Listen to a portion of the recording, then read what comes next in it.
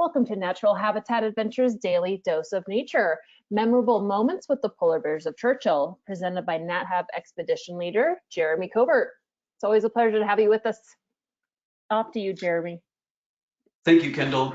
And it's my pleasure to be here with you all. My pleasure and my honor to talk about another one of my favorite subjects, polar bears and the place that they call home. And that's the title of today's webinar, presented by myself from Louisville, Kentucky, on April 9th, 2021. Really nice out right now, actually kind of hot, and all the trees are starting to bud out. Kentucky is really looking beautiful.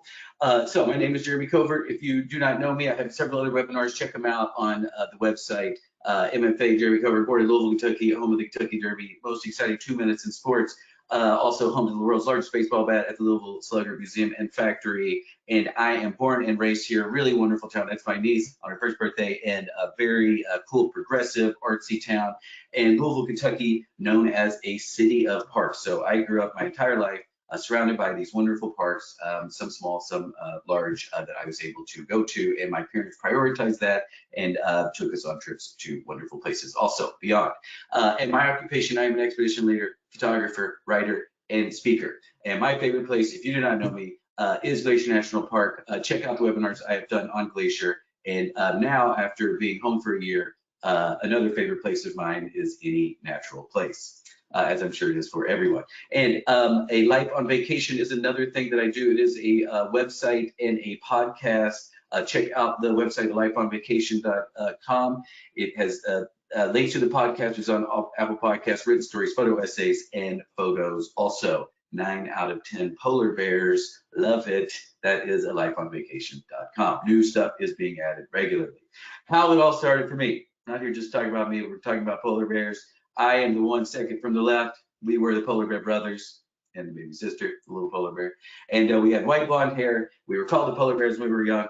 Some of my little brothers still call that. And so it was something that we were obsessed with when we were young. And I actually taught some polar bear biology at an outdoor education place in New England. And when I had the chance 5 years ago now to train and then guide up in Churchill, I jumped at the chance because it is something that I've always been passionate about throughout my guiding career, talking about polar bears. And that is where our destination lies today, my friends. Today we visit Churchill.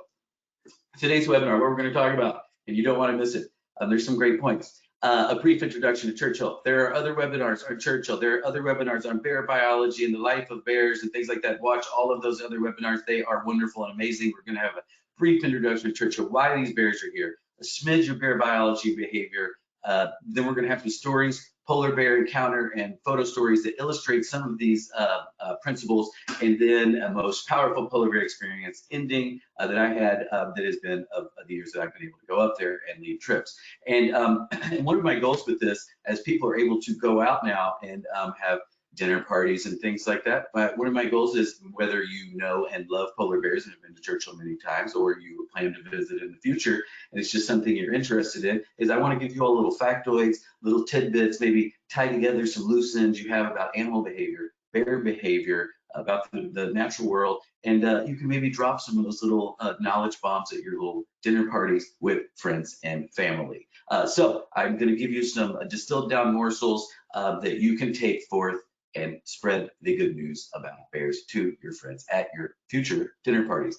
Today's webinar includes polar bears, a little bit of black bears, a little bit of grizzly bear talk, fighting bears, dancing bears, cute bears, scary bears, a polar bear in the desert, and very rare flying bears. But we start in Churchill, right on the Hudson Bay, freezing cold body of water. The wind, which constantly comes off of it, they're like salty, tiny little daggers hitting your exposed flesh and eyeballs. It is very cold.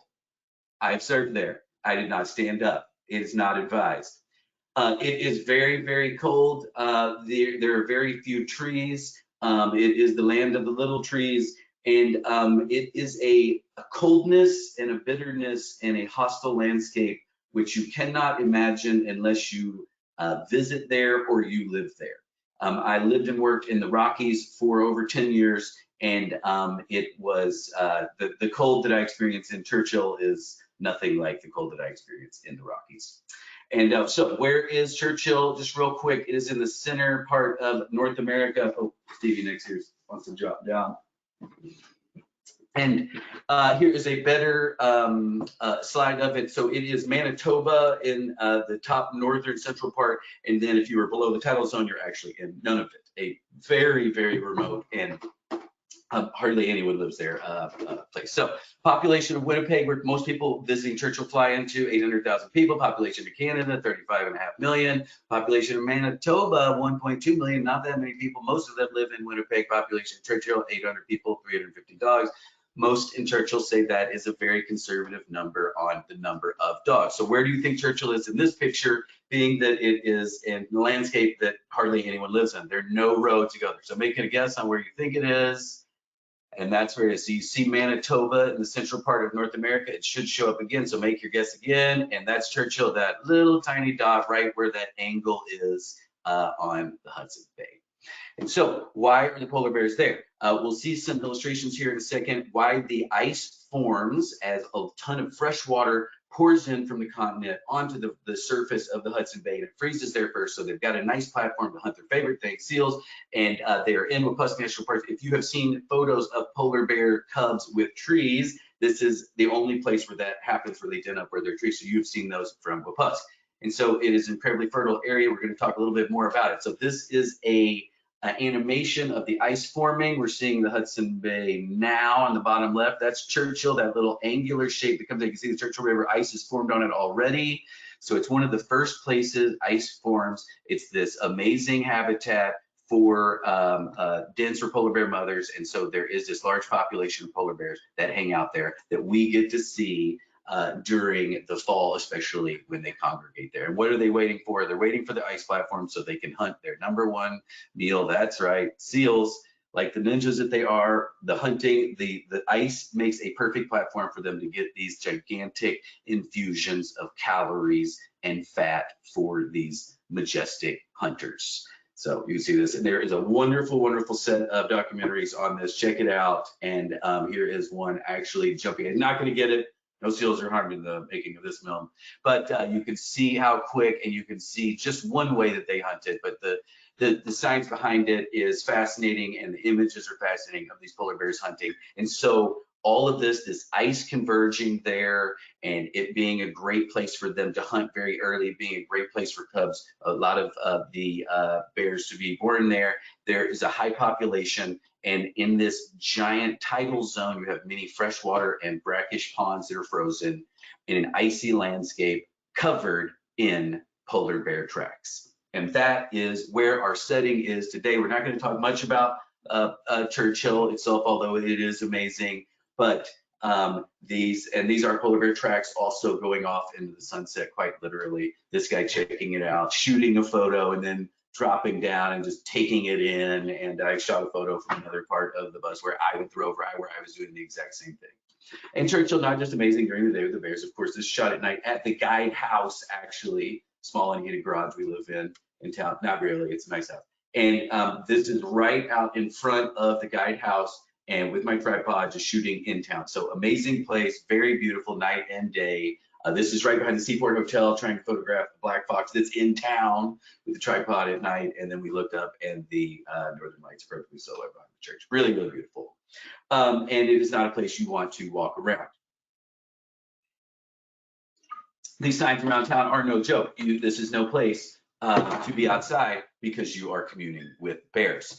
And it's not like the bears are like the elk in Yellowstone here. It's not like that. We don't see tons of bears. You don't go there and be like, oh, I count 25 bears in this shot. No, we see this many bears maybe in a day randomly throughout the entire wildlife management, maybe this many in an entire trip, but it's not like this. This is an exciting scene. This is about as many bears as you're going to see in a group. Although I've seen 5 or 6, typically several of them are sleeping at that point, though. And so, you will see bears together. You will see them playing if you are lucky enough to. This does not happen on every trip. I want to say that some of what we're seeing are some of the best of. And oh wait, here's na na na na na na. These are the dancing bears. Na na. Hey, so dancing bears and fighting bears, and And this is not just going to be, I'm not just going to show sparring bears and the best of and really cute cubs and things like that. No, I want to show you some behavior, talk a little bit about the differences of bears here and behavior, and use some of these stories to illustrate. So we've only got 3 or 4 stories in here. This is one day, these 2 bears were the bears sparring here, and these guys hung out right next to one of the rovers, with the guy who has their elbow below the bar there. And a great experience for these guys. The bears hung out underneath them. They came over next to us. They hung out in between us. The shots were phenomenal. We had great photographers on that. Their minds were blown. It was wonderful, and a great day for everybody. But these are not. I'm not just talking about any run-of-the-mill type encounters here today. I want to talk about some special ones. And it is rare for these. For bears to interact together. A lot of bears are very solitary, but polar bears, they do have friends. They will share food out on the ice, especially, and if it is a known individual that they know. And then after these sparring battles that you see these photos of and videos, a lot of the times this happens, where they are not fighting, they are playing, they're actually excited a lot of the times because of the snow. And so that is, what the reality is of a lot of those images. So this is about as much sparring as we're going to see for the video. That's not what this is about. We're going to illustrate some concepts with the videos today. So we'll start with just a few quick differences between the grizzly bear, the polar bear, and the black bear, and then we're going to illustrate some of those differences with some polar bear stories. So here we have the top 2 are one species. The bottom one is another species, and the middle one is another species. So we have 3 different species of bear here. Make your guesses what you think they are. And that's right, the top 2 are grizzly bears. The middle one is a polar bear, and the bottom one is a black bear. So let's talk about some of the differences of them. Now, it is very difficult to actually differentiate between grizzlies and black bears where you have massive black bears, because they're not always just black and brown bears. And if you get a digging grizzly or a digging brown bear, that hump on a grizzly bear is actually a muscle built up from them digging.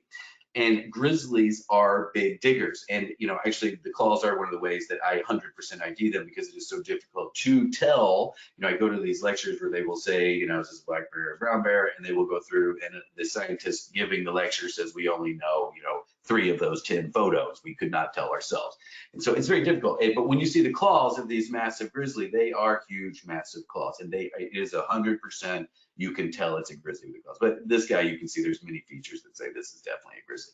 So these bears are diggers, and they use those claws, out on the prairie. This is like a plains animal, although they do exist in the Rockies, and they have always. They are big diggers. They dig up flowers, they dig up bulbs, they dig up bugs, they do dig up rodents, when they can. And so that is what their claws are primarily used for. They do not live in a place with trees, so they can't run up a tree if they're scared. So if they see another animal, they have to stand their ground, do some thunder walking, make massive steps and make a big show of it, and kind of go left and right, and then do some oval charges at the bluff charges at the other bear, because that's what we're talking about historically, that animal would be seen. So these animals evolved or grew up on the plains, and that's how they deal with a threat, and as is evident in their biology, their size, and their behavior, and their claws, what they're used for.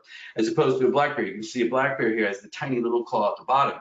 The black bear grew up or evolved in a forest situation. It can constantly run up trees and run up a tree faster than we can run, literally. And so in this picture, you see that really high bent pictures, because he's got these really sharp claws on his finger. When you see that on the end of their paws, when you see them walk across pavement, it's a very, really funny, over exaggerated step where they lift up those claws, because they're very sharp and probably uncomfortable. Don't want to, scuff them on the pavement. You'd see some funny posture here in walking. But the black bear growing up or evolving in the forest like this, it's going to encounter most likely another bear. It's going to see that bear. It is going to run up a tree with those sharp claws fast as we can run. And so the claws, and it is also used, those claws, for attacks and things like that, but it is a foraging bear. But I just want to say those differences, and we'll talk about the polar bear, and look at the size of these claws, big as those kids' fingers, and then also look at the intelligence of this bear coming up to this kid. All bears are very intelligent. They will go and still the kills and piles off of other animals where they have made a kill. And so it's not like they're working together, but they are definitely kind of one of the bigger animals on the totem pole coming out and taking what they want. They do, pay attention to the other animals, whereas the black bear is definitely going to be a little bit more skittish. Both bears, brown and blacks, are going to be skittish, but the black bears are going to, take off like the brown bears will in any type of close quarters encounter with a stranger or another bear. And that is what we see throughout most of North America. There are some bears that are very aggressive and will run a person down. But that's typically up north more. A lot of the bears in the US are a little bit more skittish. And this is in relation to polar bear behavior. We're going to get to this. And you can see what they are eating as evident in the giant huckleberry pile that they have left here on a glacier trail. And they are largely solitary unless they are a mother and cubs. And we will see a few mother and cubs with polar bears, but the polar bears do hang out in groups, and then they will actually come and share still kills during the winter when they are out on the ice. So there are some differences. And with all bears, and I just want to say this as a public service announcement, I talk about this at length in another webinar, be safe, carry bear spray, know how to use it, and be diligent and be aware at all times on the trail. Just like I said there with black bears and brown bears, we are going to say the same thing. Polar bears, human polar bear interactions, bad, very bad. And so this is not any way, shape, or form saying go out and get close to polar bears. Be very, very careful, especially with polar bears. Be very, very careful with brown bears and black bears. Here is a video from Churchill of a encounter with a bear. So you can hear some cracker shells that Bear Patrol is shooting out at a bear. This is just a civilian who's like, oh, there's a bear around. The bear runs in between him and the car where he was just standing. And I haven't slowed down in slow-mo here in a second. You can see the footprints there as the bear ran around that side. And that's a Bear Patrol right there also. So there's a cracker shell scaring this bear off.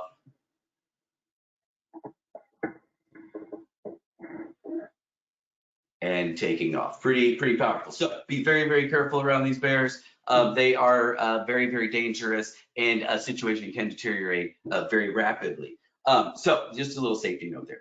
But now let's talk about polar bear claws. The middle claw there, very, very thick, but also very, very sharp. So it has attributes of both the grizzly bear claw and the black bear claw, and which is, their closest relatives would be the coastal brown bear, which they evolved from. And so they do have a grizzly-like claw, but it has evolved into a more efficient ice platform, climbing, running on ice, and then also another key feature of the polar bear claw being able to snatch a seal out of the water in a split second and take care of it for its food. And so just a few differences of their claws, and you could get a few of these claws, have them at your next dinner party, share them with friends, and then they will be like, wow, that's wonderful. We need to go on a hike together, and you should.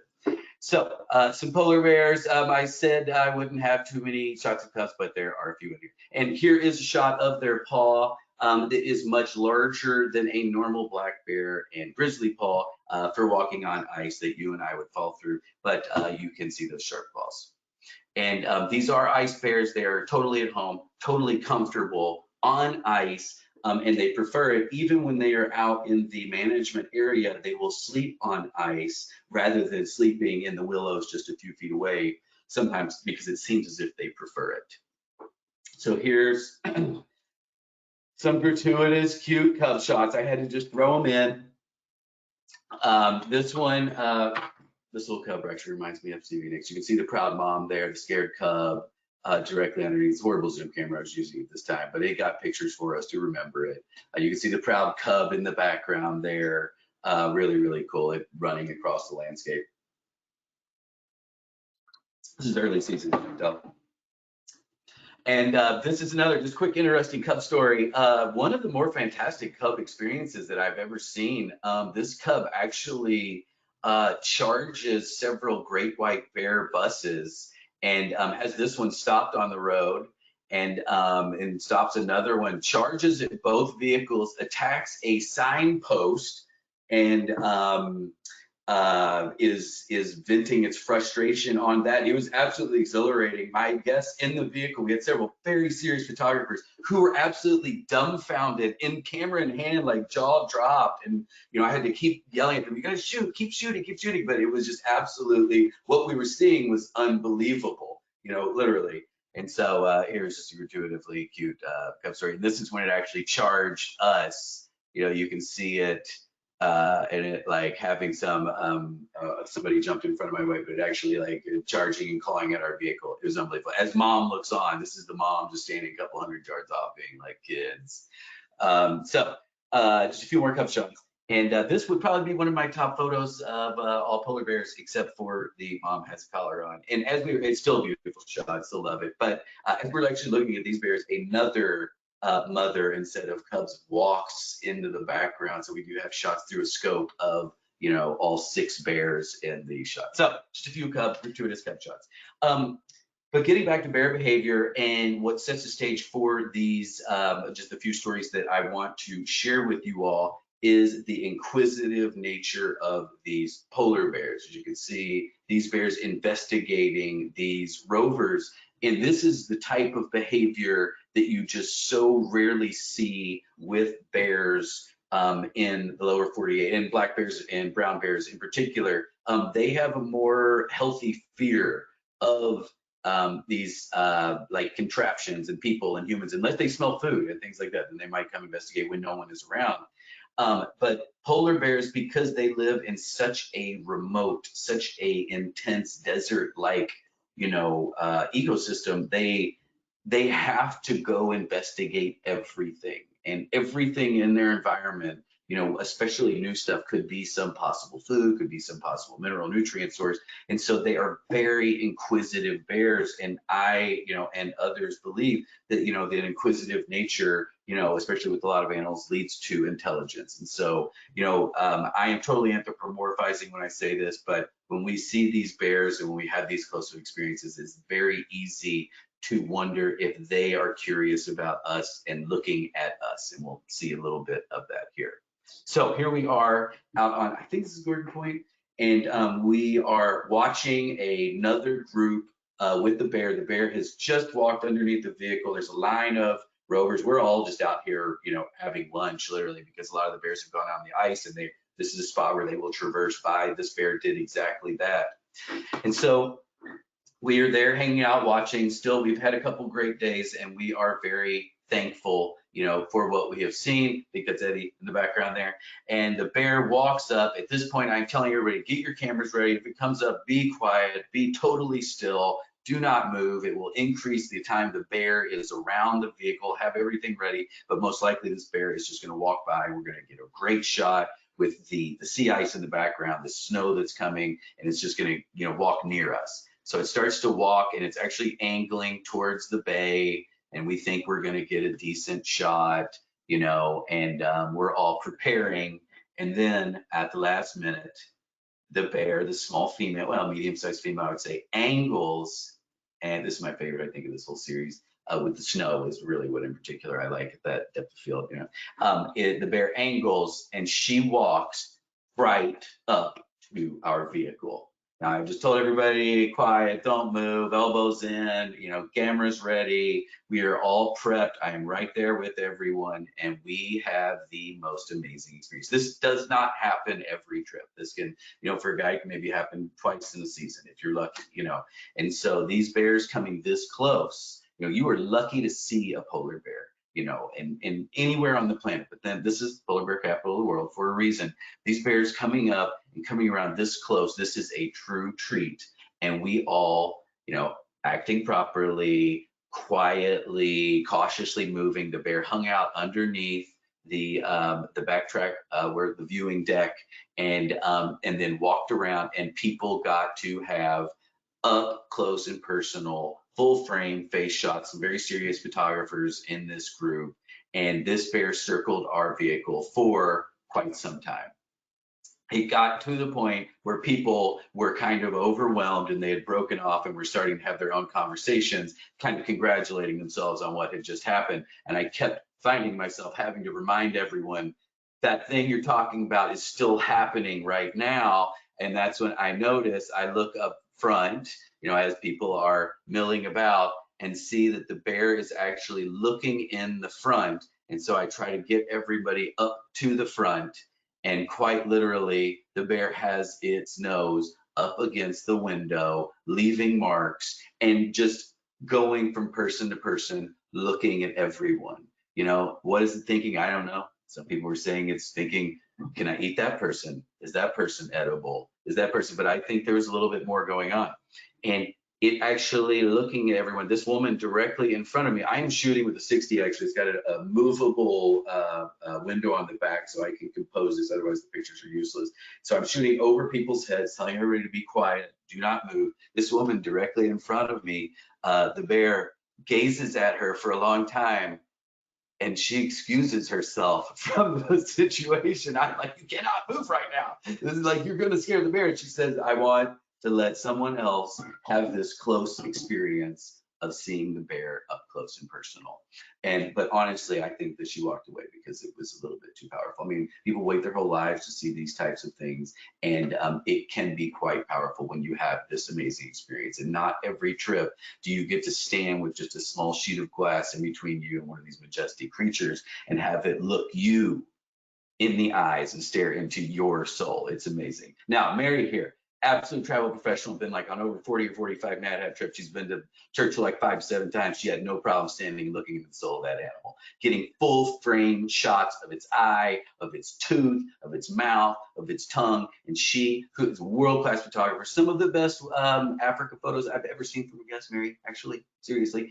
And which, if you go on a trip with her, ask her to see them, she'll show you. And she said that these are some of the most unique photos that she had ever gotten on any of the Churchill trips that she had gone on. And she had every type of photo except for this. So it was a really, really wonderful experience. The bear left us with wonderful memories and smudges on the front of the vehicle, which we left there for several days. It was awesome on the trip. And then at the very end, you can see the glass. That's the moisture frozen on her nose. This bear's nose from the front of the glass there. At a certain point, the guests actually grabbed me and pushed me up front because they knew I'd been shooting over their shoulders, and they were like, quite possibly you might get the best photos. Shoot a couple for us just to make sure you get some great shots. And I hope I did them proud, and it was really amazing. And that opposable window on the Canon 60 is really useful in these types of situations. That's what I'm looking at.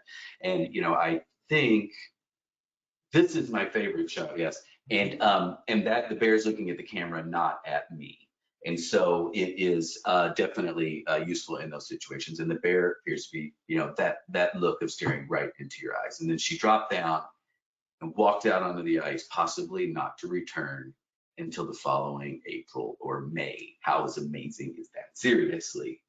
And Michael was our driver there on that section, and he has been my driver on some of my best trips, but all the drivers are great. And as you can see, when an experience like that happens, there are smiles abounding even in the dark. And Michael talks about it, that it's positive vibes that people bring for those great experiences. This is a wonderful group that we have. And he said it right then afterwards as people were moved and people were wiping away tears. And he just said, thank you, because we believe that you all bring those positive experiences with your good energy and your good vibes and having, like wanting to have a friendly time here and a good time. So, keep that in mind, being like a positive participant in the trip. So that was a really wonderful, positive experience. Here is another day with Michael. We are out on the tundra, and it's a very poor visibility day. We've got huge storms. I said before, the bears get excited during these storm times, but it's a little bit early in season, and so the ice, it's definitely not going to come in yet today, so they're not super up and excited and fighting one another and playing around. So we do see a couple bears, and we have had a great trip thus far. We are all in that high five mode, heading to the locker room. It's like, I think, our last full day, and there's bears out, and but a lot of the bears, because of the cold temperatures and the wind, are hunkered down, and there's not a tremendous amount of snow. And so with the haze, it was low visibility. We didn't have high numbers, and you know, it was not like this type of beautiful fighting and beautiful storm. It was a little bit grayer. And so we had some really wonderful people on this trip. And so we had this traveling couple. They were just good friends that traveled together and from Switzerland. And they had this rabbit and this bear on the left. And on this slow day, they said, Jeremy, it was kind of slow. Do you mind taking our pictures? And they wanted them to be really good because they've traveled many thousands of miles with this bear and this rabbit, and they posted pictures with them. It was so moved. One of the other people on the trip, this Australian on the right, she bought a bear who does this conservation work for polar bears, and she is going to start traveling all the world. So these people bring this wonderful positive energy, these good vibes, as Michael, the rover driver, would call it. And Michael, the rover driver, brings his own good vibes also. And so we have not seen a mother and cub on this day, and right about lunchtime, we hear over the radio there is a mother and cub spotted, and we are not far from there. There's only one rover there at the time. We pull up, we position ourselves about 100, 140 yards away from it. We're actually the closest rover at this point. We pull in off of a road, and there's one other rover from our company, and then multiple other rovers, like 6 rovers and ourselves in the end, all pull up, all for lunch. And cubs had been a little sparse this season, so I'm sure it was everybody's first kind of cub set. And so, or just a mama cub. And so we eat lunch. We have this amazing view. I set up the spotting scope on the back platform for people to look at the bears, and they have this intimate moment looking through the scope, seeing it full frame. And they're really wonderful. And those positive people who had just earlier done these bear photos and things, you know, had this real treat of having these bears here, this cub. They finally got to see it, check something off of their life list. And it was very adorable.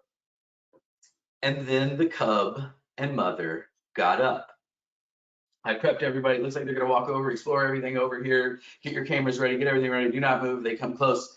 They come closer. I say, this is going to be one of the best polar bear photos you're ever going to get in your entire life. Shoot it as they walk by, you know, quietly telling people what to do, compositional, you know, instructions, things like that. And these are some of my top photos of mothers and cubs from this experience. But they do not just walk by. They walk up, they circle the vehicle for 7-8 minutes. We just walk around, me and Michael and the training guide walk and just go from person to person, say, keep your elbow in the car, keep the elbow in the vehicle, you know, don't move, be quiet, things like that. And this mother and cub hang out with us forever. It was awesome. We get the best set of photos. There are like 6 other vehicles, all shooting photos of this happening. It is really, really wonderful. The mama cubs do this thing where the cub is so into being with the mother where it wants its face to be like up against her face, and it will actually like push it up against there and like eat exactly where she's eating and drink exactly where she's drinking. And then we saw some of that behavior up close too. It was very, very cool. And so this is some of that inquisitive nature that I'm talking about that is very different from the brown bear and black bear, and people out, you know, and visible and moving, and we're being very quiet and still and trying to behave properly, although there's some elbows out. It's possible to tell people not to do that because they're so distracted, and although we do, and we keep their elbows in. And these guys walked around forever. It was great. And this is where, you know, Michael gets amazing shots. You know, you can see his sweater on there, you know, of this bear. And you rarely have those types of experience. The bear leaves us, walks around to every other rover for about 30 seconds, just stands and looks at each rover and goes to the next one. Now, Val's rover here, they did say, the guy that was in this said that this set of photos were the best photos that he has ever seen in his guiding career in Churchill, when this bear right now is looking at their vehicle. We didn't get the best shot of it, but I do have shots of it from the back. But after the bear went and explored all of the other rovers, for some reason, it came back to our rover and continued to hang out with us. And I got these amazing pictures. And then we have, oh, here's another dance. Oh, hey, the dancing bear. I won't do that anymore. But the mom and cub hung out with us forever. It was a wonderful set of photos and an experience for the guests. absolutely magical to be this close, especially a cute yearling like that. And I was able to get some of my top polar bear photos from just that experience, including the one that I end all of my webinars with, this guy here. So it was a powerful day, and us just being still, us being quiet, not moving, and for some reason the bear coming and circling our vehicle was just a magical experience for everybody. Cub standing, just throwing another cute, gratuitous, random cub shot, but flying bears, that's right, ladies and gentlemen. You thought I was kidding. We have polar bears flying through the air. Here we are at the polar bear holding facility. If you have been there and been lucky enough to see this, you know how amazing it is. This is a problem bear hanging out in the Churchill area. They put them in the holding facility. It is for their safety and for our safety. They paint that green dot on them so that we know they were in the facility and a problem bear, so if they come back into town. Here it is, very rare to see any activity here, let alone the door open, but you're gonna get better access than that today, ladies and gentlemen. We are going inside the bear holding facility here momentarily. But let's just talk a little bit about this bear drop, or the bear lift rather. Here you see a little four-wheeler with a little custom trailer. How do you move a 500 to 700 pound horrifically dangerous carnivore that's sedated? This is how they figured out how to do it. And what they have here is an actual bear safety guy, probably the guy with the gun. Then they have a biologist who is administering the sedating chemicals, and then they will take the bears out, and then of course the pilots, and then they will take the bears out, gently set them down. They will give them a drug that wakes them up, move back to a safe situation, safe zone, watch the bear, make sure it's safe that no other bear comes and attacks it, and then it gets up, stumbles around for a while. Once it's walking and safe, they move on. Probably they'll let the other bear go. And so that is the MO for it, and that is what we are getting to see. And so a very, very strange ballet and dance where they have to hook this onto the bottom of a hovering helicopter before actually taking off and delivering their packages north. And they go about 20 to 30 miles north. And typically the bears will just continue to head north. Absolutely amazing. Flying polar bears. Who knew? And here we are in the rare moment when you get to visit inside the polar bear holding facility. It's actually quite large, old Quonset hut from when this was a military installation at the airport, right by the airport. Here's another, we'll see a couple of views of this, another way that they have to typically get out or put bears into cells with this this large crane earth moving device there. This is the Penthouse Suite, and that is actually a bed for cubs and moms. So this is not what a normal suite looks like in the polar bear holding facility hotel. They feed them only snow because they don't want to habituate them to food at all. And so this was a rare and wonderful change. This is actually inside the cell. Just being in there, it's kind of like being in a museum. Everyone's just quiet. It's kind of like, wow. Just I imagine everyone is just imagining, you know, all of the polar bears. Here's the entrance. They were there. This is a trap. I think they just back the traps up, push the bears in, and then of course they might have to sedate them and pull them out with the other. And there's another view of the moving device. They have these steel doors so they can't see one another because it's disturbing for them to see one another in captivity. And they try to be dead silent when they're there so they don't normalize being around humans whatsoever. See those steel doors there.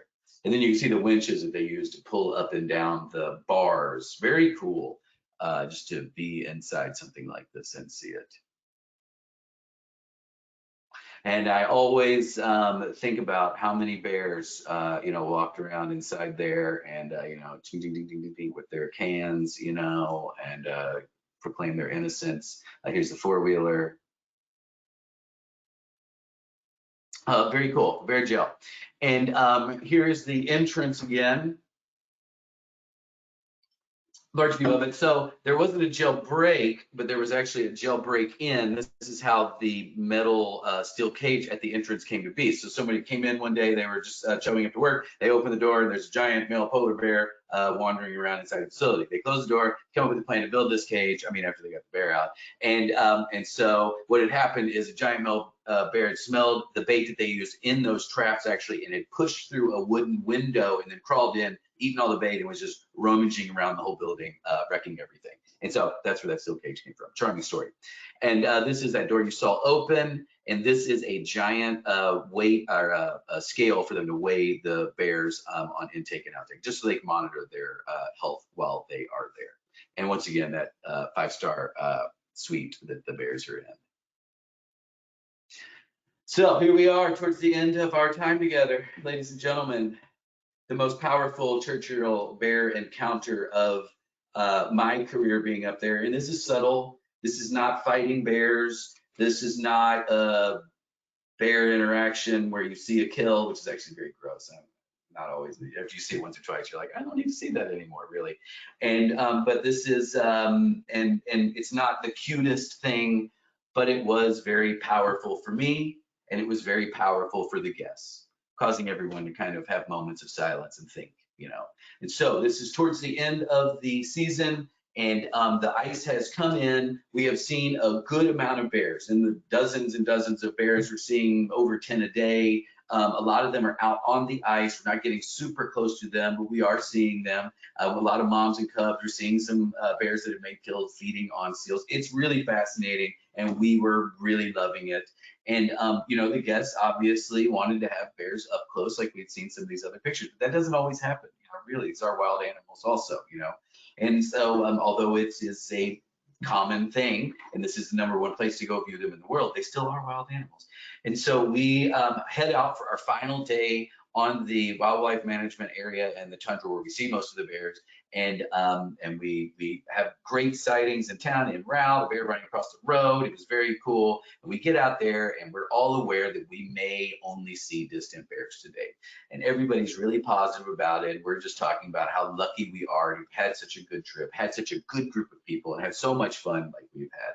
And so we were all thrilled when we heard crackling over the radio, you know, there is a big male out at this one spot beyond our lodge, and it's going to take a long time to get there. So we had to make the debate. Do we stay here, watch these bears out on the ice? Do we drive all the way over there, hope to get close to it? We knew it was going to be quite a show with all the other rovers being over there. So, you know, we said, let's do it. Let's go. The guests wanted to just chance it. We were with Michael this day again, I think. And so we go out and drive over there, and it is 12 rovers, most of them sitting still, but several of them constantly moving, trying to get close to this single bear. And it is this massive, old, scary looking male, as you can see in this photos. Now, this bear stays far away. We set up lunch, and we tell everybody we're probably not going to see much of this bear, but it'd be cool to see what this bear does, and why is it here? We don't know.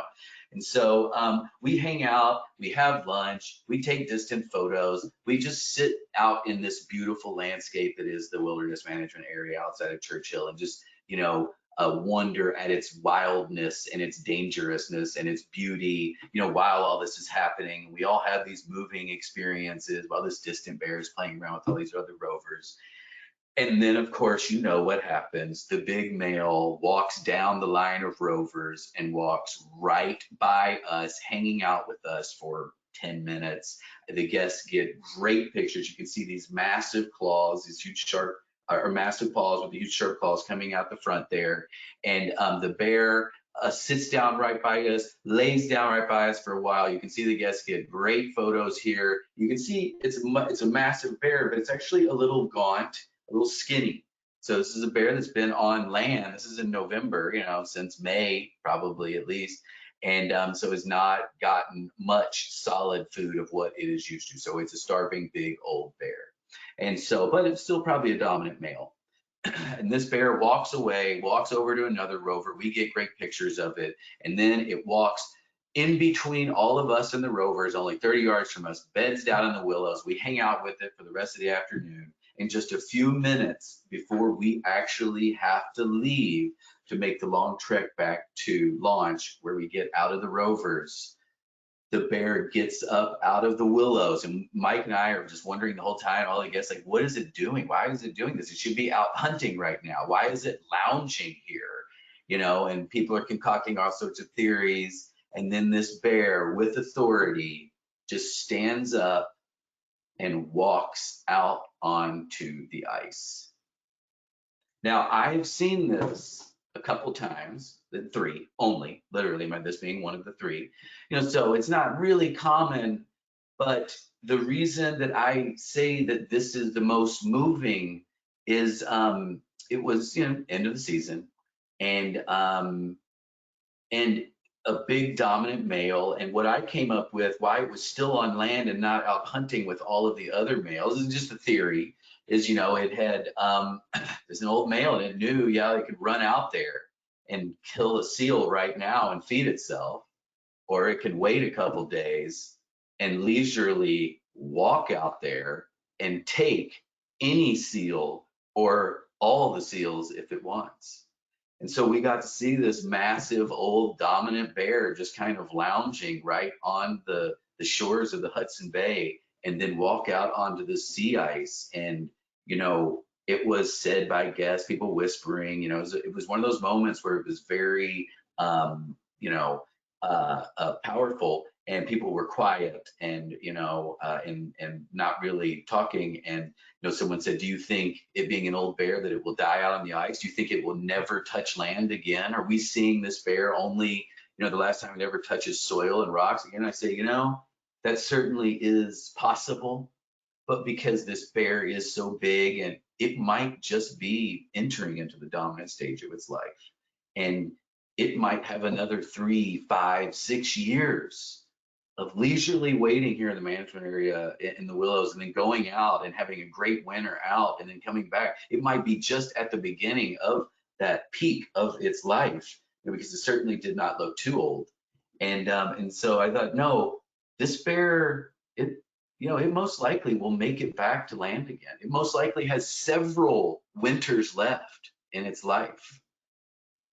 But it drove home for us what we had been talking about, and what we all know that's in the back of our minds if you care about these animals in this place. How many more seasons will that animal, and will all polar bears, be able to go out onto the ice at a semi-normal time in November, and then come back off of the ice, more importantly, at a semi-normal time in the spring? Because in the spring, the ice is melting earlier and earlier on this trending pattern.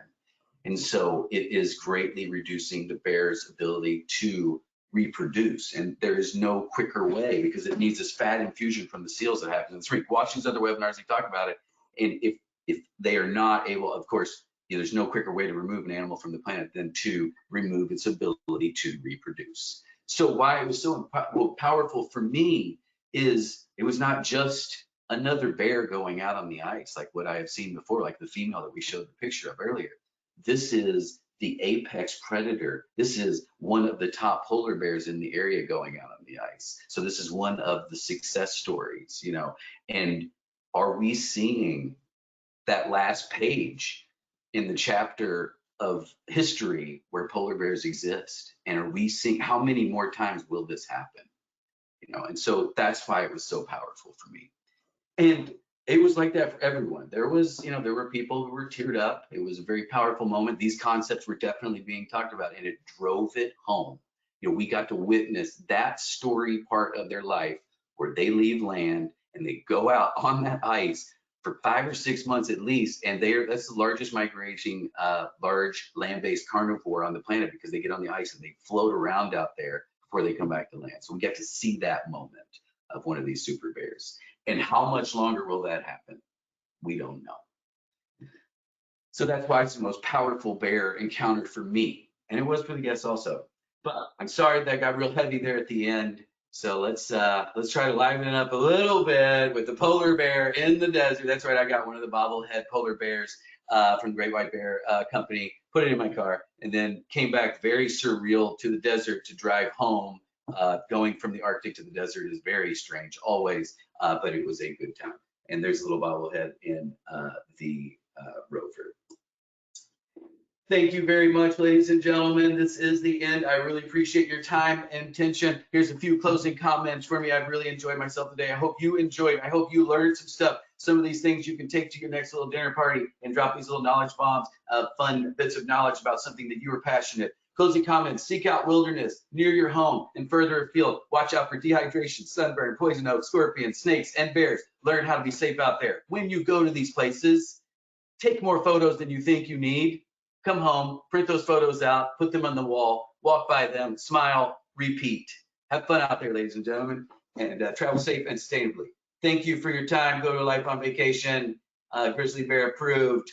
And I am here as long as you all need any questions answered. Thank you so much, Jeremy. That was a great story to end on. We have someone watching who was with you in that moment too, and she remembers it fondly. Yeah. Awesome. I just want to remind everyone who's watching, if you have a question for Jeremy today, you can submit those in your control panel under the questions field.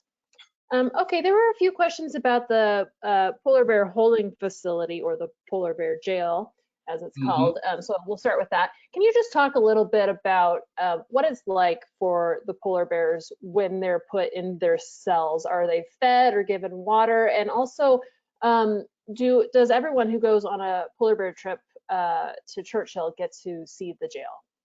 No, that is a good question. I just briefly touched on that. It is very, very, very rare to get to go inside the jail, and so I've heard of it happening before, but I've never seen any photos from any of my friends who, had heard of that. And so me just doing that, I think they opened it up at the end of the season when they cleaned out all of the bears. And so it is very, very rare for that. Do not expect that on a trip, Good question about that. And this was an issue when the polar bears kind of came back into the area. There was an issue, especially with at the time where everyone was managing trash differently, managing animal-human interaction differently. A lot of the polar bears were driven out by the military, just people shooting them basically. And so when the military left and they started to make a natural comeback, there were more interactions. And so they came up with this idea, rather than, euthanizing or trying to just take a bear and relocate it somewhere, because these bears are so intelligent, they will be back to where you relocated them from within minutes of the person who drove back to there. So they can beat the person back to where they were trapped, literally that afternoon.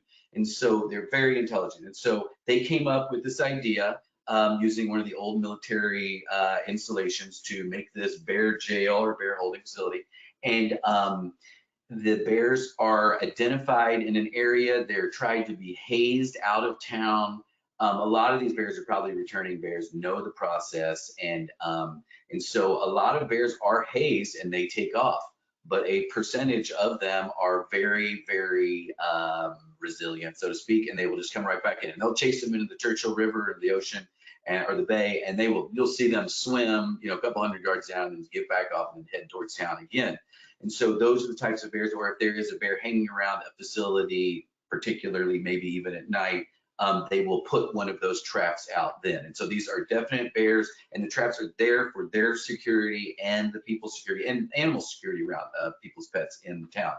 And so they are very humanely and safely trapped and brought to the facility and then kept there. Most of them, I think their stay is between 20 and 30 days. They have found that they can cycle through the bears and not fill up the facility.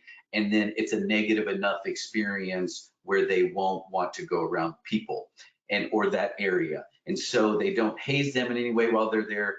They only feed them snow when they are there. And because they don't want, if you're feeding them any sort of food, the polar bears are going to just be lined up to get back inside that facility. These bears are starving for the last 5-6 months since they have walked onto land and not had a seal, because that's their mainstay of food.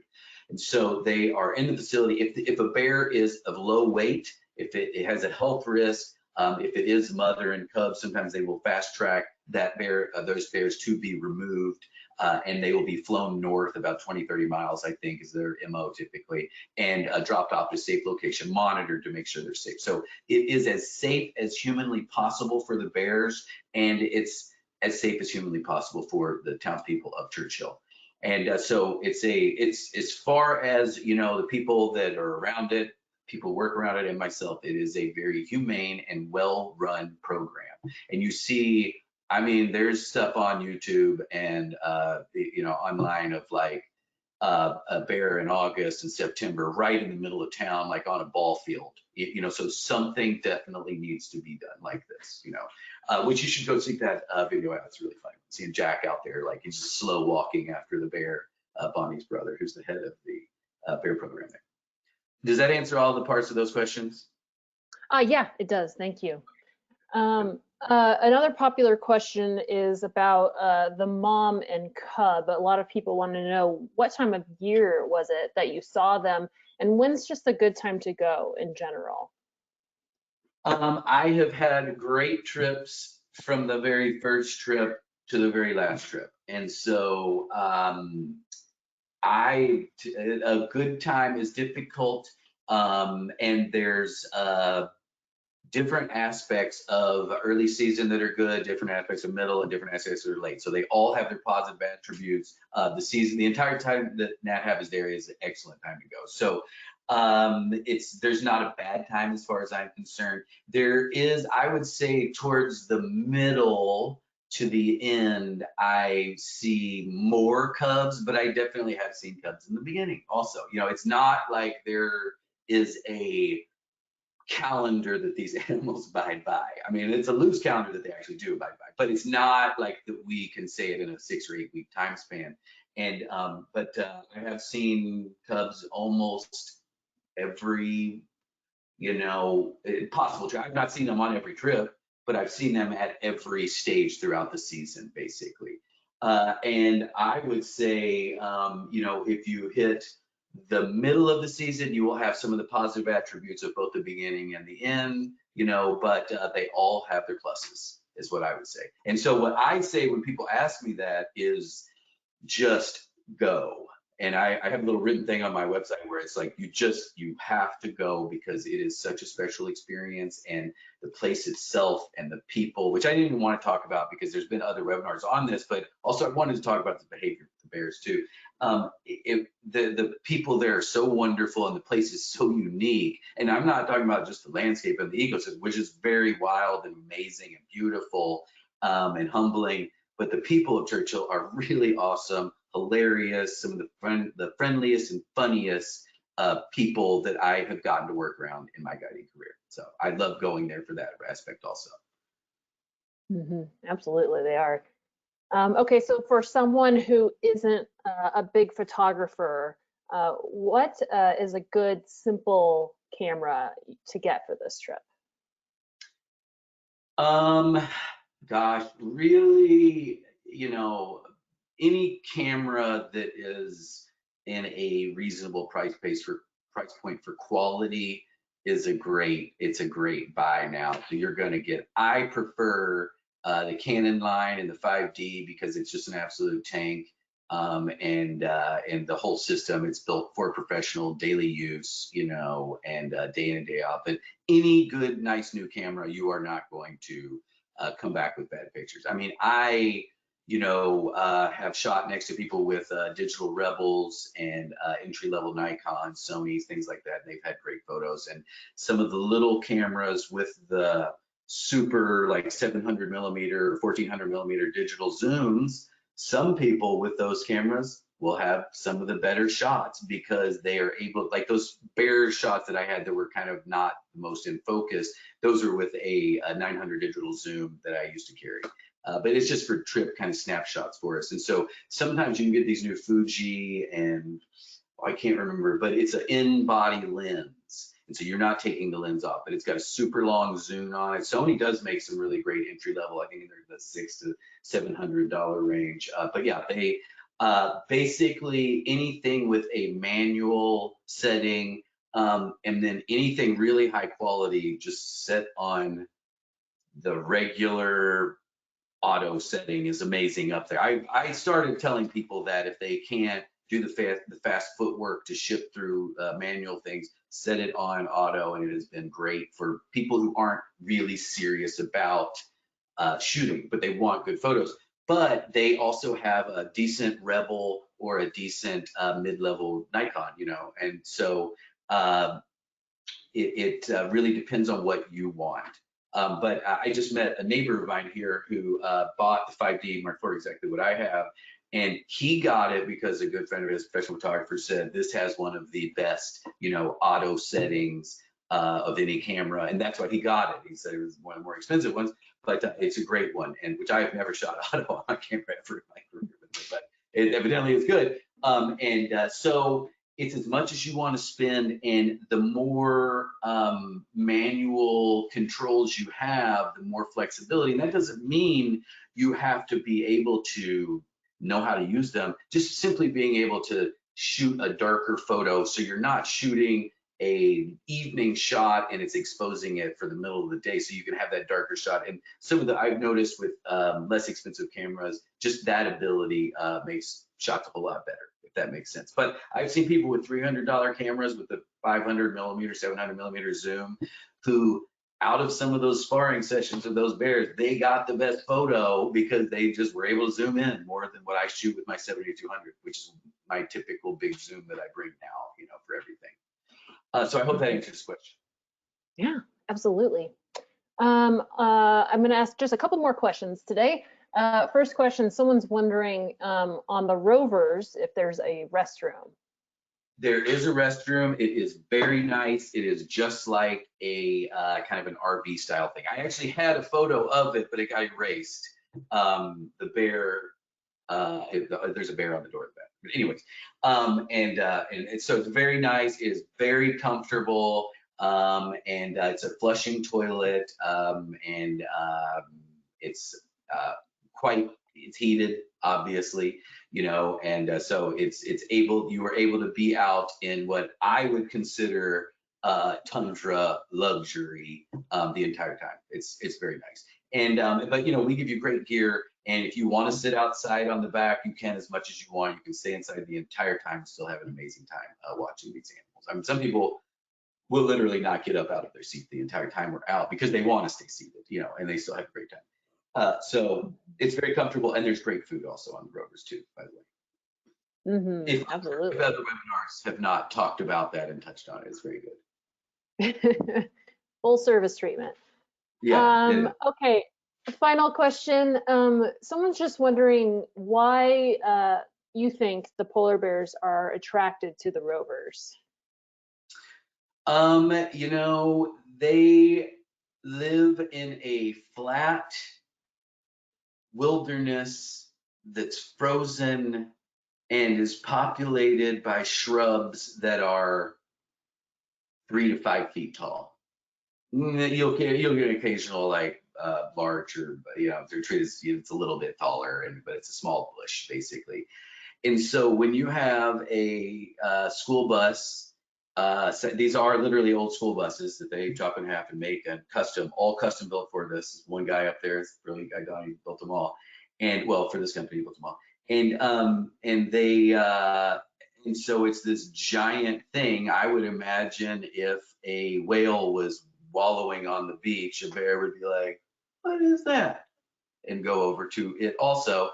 But it is their curious nature, and it is just a moving thing. And when you're out there and you really think about what these bears are doing all the time, they are literally bored and lounging, and they are just eating everything in sight. They're just biting on everything to try to see if it's something edible. They eat a lot of seaweed, a lot of willow, just bite on anything. And so I think that they are seeing the movement, definitely some strange smells, and then this giant conspicuous bus that comes out, you know. And so I think that they are attracted to it just by the movement and the spectacle of it. And then when they come up, they are intelligent animals, and I think that they register that there are other animals, other individuals. It's not just a large thing. It's like a big animal, like an elephant. This is like a thing with animals on it or in it, because they look at us and they register us. It's not like looking at the vehicle like, what is this thing? It's like, I am looking at you, and now I switch to you, and now I switch to you, you know. And so that is my thought. And there have been studies done out there, one in the early 2000s in particular, that monitored hundreds of polar bear, and this is, you know, this was someone's dissertation, polar bear and rover interactions. And they concluded after 2 full seasons being out, living out and watching day in, day out and recording every single interaction that they saw, they said there is virtually zero noticeable difference of polar bear behavior from how they behave when the rovers are there, when they're not. So these bears are walking around curious, bored, very hungry, and very intelligent, and very, you know, inquisitive about everything in their natural environment. And so that is what I have come up with, and they are, and I have seen it many times, like any new thing in the environment, they will walk by and they will see it and they will get excited and come over and actually investigate it. It's the same reason they eat seats off of snowmobiles. There's no nutritional value in it. They are just curious, and it's something strange for them to play with. Mm-hmm. All right, great. Well, for those watching, if you're curious about our polar bear trips, you can definitely visit our website at nathab.com, or give us a call or send us an email, and we're happy to help you out and answer any questions you have. All right, Jeremy, thank you so much. It was so fun to relive these amazing experiences with you. Thank you so much for taking the time to present today. I'm going to hand it back over to you for any further closing comments you'd like to make. Thank you very much, Kendall. I really appreciate your help and you doing all of this, really. And thanks everybody for joining in today. I am going to be in Glacier, Yellowstone, and canyons this spring, summer, and fall. So I hope to see you all out there. Hope to see some of my friends from past trips out on trips. We've all had such a wonderful time on those. And I just encourage you to get out to these wilderness areas and have fun out there, be safe. Go out today for a walk afterwards. And, as I always say, the end of a lot of my trips, I don't end all my webinars this way, but I'll say it today, when you go to these wild places, and these wilderness areas where it is quiet, take a little bit of that quiet and that wilderness home with you, and leave a little bit of your civilized self, all of your worries, all of your anxieties, and a little metaphorical pile. Don't leave anything actually, but leave that all metaphorically there, and take some of that peace and wilderness home with you. Do that with photos, you can do that with videos, you can do that with just with memories, but do it. And it's healing, and it is good for you, and good for your community and family also. Thank you very much for joining us today. Thanks again, Jeremy. I always love your storytelling. And I'd also like to thank everyone who tuned in today. Be sure to join us on Monday for our next Daily Dose of Nature. You can check out our website for next week's lineup, and of course, keep an eye out for Sunday's e-news announcement. We did record today's presentation, and we'll have the replay available on our website soon. And with that, I'll conclude the webinar. Goodbye, everybody. Have a great weekend. Bye, Stevie Nicks. Stevie Nicks says bye. Bye-bye. Bye, Stevie.